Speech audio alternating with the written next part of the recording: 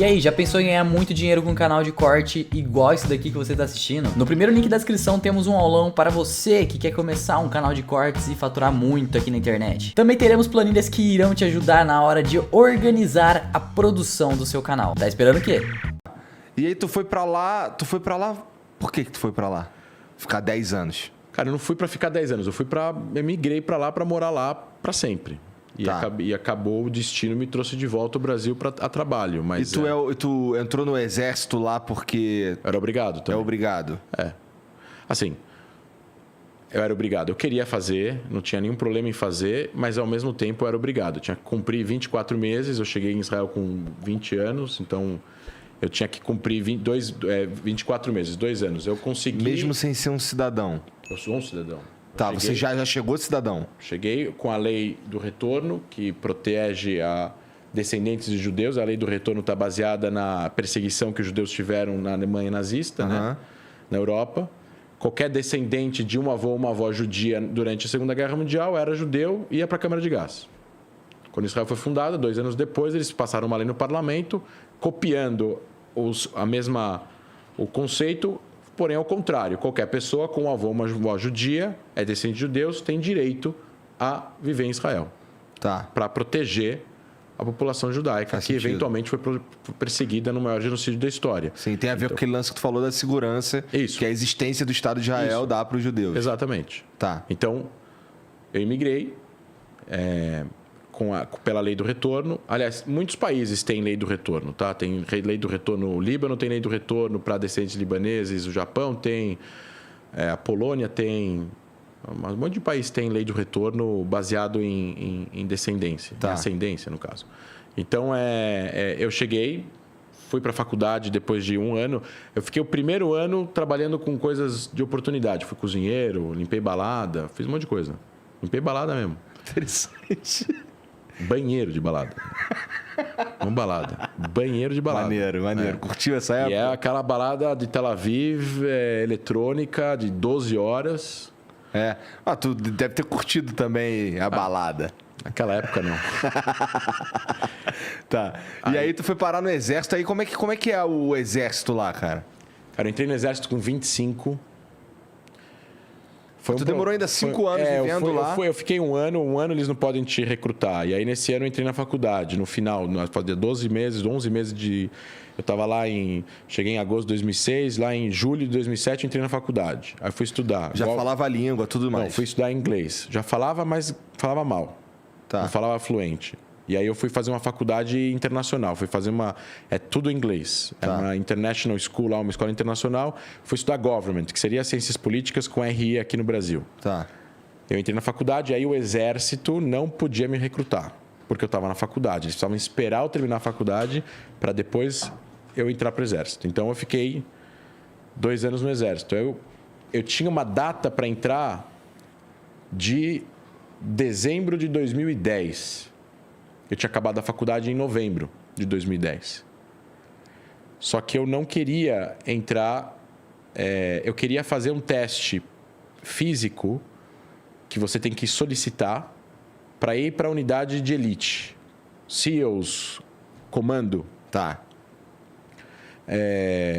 SEALs americano e tal. Tem algumas unidades de Israel conhecidas. Shayat 13, Shayat Matkal, Shaldag, 669, reconhecimento.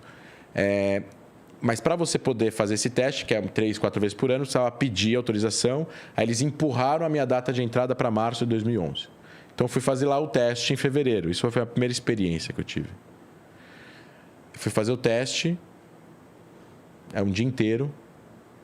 Assim, eu acho que foi uma das experiências mais difíceis físicas que já aconteceram na minha vida.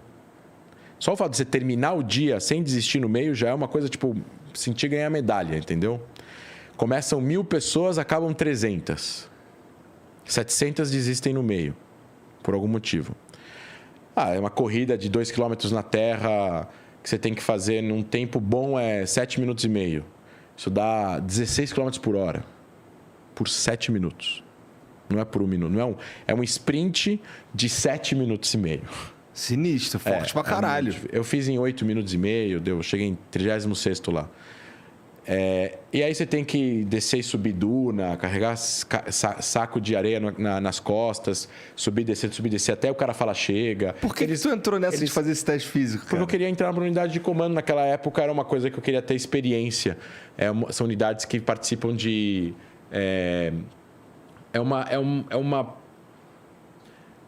Quando você entra num...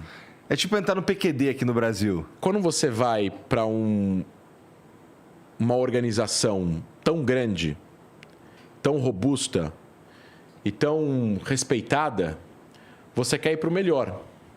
O que é o melhor? Isso ou piloto. Ou inteligência, dependendo do cargo. Porque a inteligência também é muito grande, muito variada. Enfim, fiz o teste, eu tinha 25 anos, todo mundo que está fazendo o teste tem 18, 19, então eu destoava de idade. Não rolou. Não me chamaram. Aí me chamaram para uma reunião de 3 unidades, onde ofereceram 3 trabalhos diferentes em 3 unidades. Assim, o exército de Israel não é o exército russo, que o cara leva porrada. Eles tentam mais ou menos adequar aí a vontade do soldado para o cara não ficar infeliz. Afinal, é o exército compulsório, é o exército do povo. Todo mundo faz. Judeus, não judeus. Tem árabe, tem muçulmano, tem cristão, tem druso, tem beduíno, mulher, homem. Todo mundo faz exército. A única coisa que é diferente é que os muçulmanos não são obrigados. Eles podem se voluntariar. Tem muito. Tem general, tem coronel muçulmano. E, assim, árabes muçulmanos, no caso, né? E aí eu recebi lá uma reunião na parte acadêmica, porque eu tinha estudado na faculdade, né? Então eles queriam, vamos ver se a gente pode fazer alguma coisa com o teu título, né? Acadêmico. Aí ofereceram lá inteligência militar normal, inteligência da Força Aérea e planejamento de operações. Aí eu botei o cara que veio falar veio 3 pessoas falar, cada uma de cada unidade. O cara da inteligência da Força Aérea vendeu o peixe dele melhor. Assim, ele vendeu como se fosse um produto. E aí eu coloquei em primeiro lugar a inteligência da Força Aérea. Aí eu entrei no Exército, fui para um treinamento no Sul, fiz o treinamento básico de 2 meses, acaba o treinamento, eles me mandam de volta para o central de recrutamento e falam assim, você não tem ainda a autorização, que eles chamam de clearance, que é o check, né, do teu background, né, que eles precisam fazer porque você está entrando num local que você tem acesso à informação sigilosa, né? Então, é tipo você ir para o FBI ou para a CIA nos Estados Unidos, ou se você vai para a ABIN no Brasil, você vai ter um check-up de algum tipo da Polícia Federal para o cara ver tua vida. Esse check-up demora. No meu caso, demorou mais. Eu tinha feito o primeiro check-up em janeiro. Isso era março, abril. Começo de maio eu não tinha terminado ainda. Então, eu voltei para a base e falei assim, tô te dando 3 meses de extensão. Você sai do exército, o tempo que você tem que fazer não conta. Vai trabalhar, vai viajar, daqui a 3 meses você volta. Aí eu fui lá, trabalhar, não sei o que, eu voltei. Falou, não tá pronto, mais um mês, Aí eu voltei em 4º mês e falou, não tá pronto, mas eu vou te colocar agora. Eu falei, não, pelo amor de Deus. Senão eu vou cair em qualquer lugar lá, sei lá, fazer qualquer coisa. Eu não quero. Eu tinha uma visão do que eu queria fazer. Eu falei, você precisa me dar mais 2 meses. Que é o máximo que esse cara pode dar é 6 meses. Aí ele me deu mais 2. Eu voltei em novembro. E aí tinha a autorização do Serviço Secreto Interno lá, que é quem dá essa autorização. Para qualquer cargo que tenha sigilo. Pode ser um procurador, pode ser um policial, qualquer coisa. Aí fui lá eu fui para uma base aérea em Tel Aviv, fiquei uma semana e aí eu fui para a unidade. A unidade no Pentágono de Israel, que é na base central lá em Tel Aviv, que é onde está a central da Força Aérea, no caso. A central da Marinha, Força Aérea, Exército, operações. Entendi. E tudo mais. E aí eu fiquei lá umas 2, 3 semanas, aí eu fui para um curso da inteligência no Sul. Mas aí era no Sul, assim, no meio do nada. Sabe aqueles filmes que tem uma base aérea no meio do deserto? Você vê uma pista do nada e um avião aterrissando? É mais ou menos isso. Cara, o folclore diz que os caras que fazem parte do exército lá de Israel, eles aprendem aquela luta lá. Krav Maga. Krav Maga. Tu aprendeu Krav Maga? Aprende um pouco. Quem é combatente aprende mais. Pra você ter uma ideia, o meu treinamento de o meu treinamento físico foi 2 meses e meio, 3 meses. O treinamento físico de um cara da Chayette 13, que é a unidade de comando da Marinha, é 1 ano e 8 meses. Entendi. Aí o cara vai aprender outras coisas. O exército é compulsório lá por quanto tempo? Porque aqui no Brasil a gente tem o obrigatório de 1 ano. Não, lá era 3 anos, hoje em dia os homens devem ser 2 anos e 10 meses, 2 e 9, estão diminuindo um pouco. E mulheres 2 anos, ou 1 ano e 9, 1 ano e 10, uma coisa assim. Tá. Só que você pode sair para fazer curso oficial e seguir carreira, né? Tá, não foi a tua pira. Não, então, eu tive um momento, né? Então, eu terminei o curso e assim, o curso foi mais pesado que o treinamento. O curso da inteligência foi mais pesado que o treinamento. O lugar era inverno, era no meio do deserto, era um frio do cão. A cama era, assim, as pessoas imaginam um quartinho e tal. O negócio era um negócio de arame, com um colchão dessa finura. Você precisa dormir com o teu fuzil com você, não pode colocar embaixo da cama. Meu criado mudo era minha mochila. Aí, de repente, eu escutei um barulhinho, tinha um rato passando lá um dia. Caralho. No meio do deserto. A comida era ruim. Tudo era longe, porque bases aéreas são distantes as coisas umas das outras. Durou quanto tempo isso aí? Foram 2 meses, assim. Eu saí talvez 2 vezes para casa. Eu lembro que eu fui para um bar mitzvah do filho de uma grande amiga. E eu tenho uma foto com eles. E eu consegui autorização para ir para o bar mitzvah e voltar no dia seguinte. Eu tenho uma foto com eles. Todos os ossos aqui tão vermelhos, assim, do frio. Achavam que eu tinha dado um soco a alguém. Estava tudo vermelho do frio. E assim, é difícil. Fazer exército é difícil. Eu fiquei 1 ano no quartel também. Não tem que ser uma coisa fácil, né? Mas é legal, porque você aprende disciplina. Pra mim mudou minha vida também. Mudou a minha vida. É uma experiência que eu faria de novo. Mas é difícil. É difícil acordar às 4h30 da manhã, com gritaria, com o cara acendendo a luz, é difícil. A comida é ruim, você tem regras para fazer qualquer coisa. E assim, por que foi difícil também? Era um curso teórico, em hebraico, de um monte de termos. E a gente está falando da inteligência do exército de Israel. A gente está falando talvez de um dos exércitos que tem a maior inteligência no mundo. Tu não era soldado? Eu entrei como soldado, passei pelas partes de soldado, cabo, sargento, mas assim, eu terminei. A minha função era uma função de oficial acadêmico, que seria paralela a capitão, ou segundo tenente, primeiro tenente, capitão.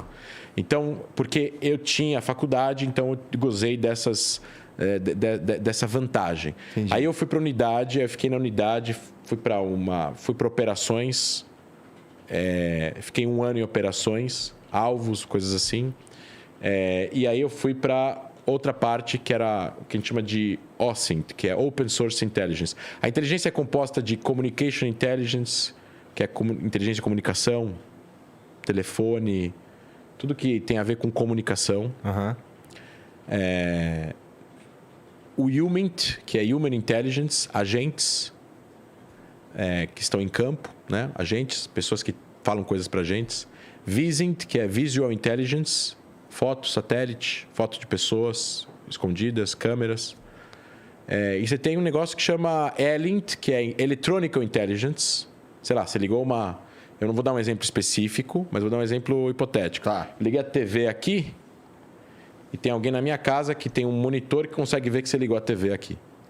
Caralho. Por um sinal eletrônico que a TV emite. Eu estou dando um exemplo hipotético, tá? Quando que isso existe de verdade com a TV, existe com outras coisas. Porque o exército, eu imagino que o exército de Israel, o principal foco dele seja se defender desse tipo de ameaça, né? Dessas guerras assimétricas e tudo mais. Saber para poder evitar. É o triângulo de defesa de Israel. Tempo, espaço e... tática. Tem que lutar guerras em tempo curto, no território inimigo, e a estratégia defensiva é evitar entrar em conflito armado no máximo que conseguir, mas se for obrigado a entrar, a tática ofensiva, a porrada é forte nas primeiras horas. Para desnortear e já chegar num cessar-fogo. Porque não tem interesse, não tem tempo e não tem grana para lutar uma guerra longa. Israel não tem dinheiro para lutar uma guerra de 1 ano, 2 anos. Sim, tem, mas vai trazer sérios problemas no país. Sério, sim. Sério, não é os Estados Unidos, entendeu? Então, assim, eu fiquei 1 ano fazendo um negócio que chama Open Source Intelligence, que a gente chama de Open Source, né? fonte aberta. Nas antigas era televisão, rádio e jornal. E hoje em dia é internet. Web Intelligence. Então eu fazia o que a gente chama de... Eu achava coisas na internet que não estavam na inteligência clássica, não conseguia encontrar. Agora, o que não é onde eu não posso falar. O que, como, aonde, claro, não pode falar. Entendi.